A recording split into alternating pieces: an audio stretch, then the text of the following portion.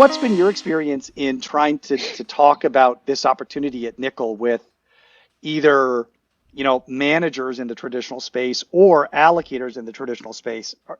What is the level of receptivity and what are some of the concerns that they're articulating? It's moved on a lot. I mean, the initial conversations I had in Europe in 2017 and 18, you really had the feeling that you were walking through the door as a charlatan, and you really had like that hour to prove that you honestly that you weren't a crook. It was some very sometimes aggressive conversations, some very kind of strongly held opinions about what the crypto space was and how it worked, which have changed a lot. I think the type of conversation we have today is much more, and a lot of people in the crypto space spent an enormous amount of time, really everyone, on just trying to educate people that in certain ways this was not as crazy as they thought, and actually, real things were happening, etc.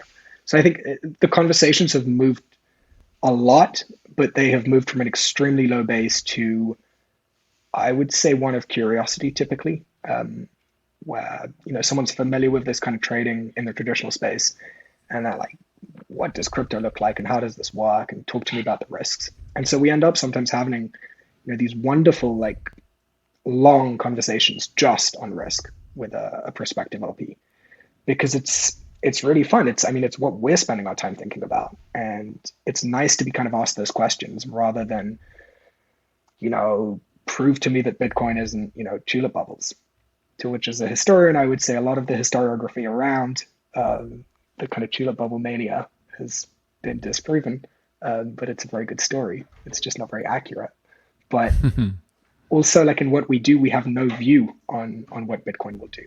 If Bitcoin is doomed to fail, short term we'll make money, long term we'll close and move on to something else. But there's sort of no harm done from the LP's perspective. I've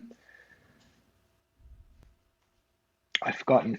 Sorry. Well, The I second think part of your question. it was just a matter of you're trying to convince these people in Main Street to get into this crypto space. Oh, sorry. And what We should makes talk them about kind of the reticent robustness to of the get in there? exchanges. I think a lot of the reticence is not necessarily well founded in your average LP conversation, but we should talk about kind of the robustness of markets. I think crypto markets, and the most positive thing, and then we'll dig into the bad sides. But the positive thing that you can point to is that, like in March 2020, crypto markets held up. No exchange went bankrupt. No contract blew up.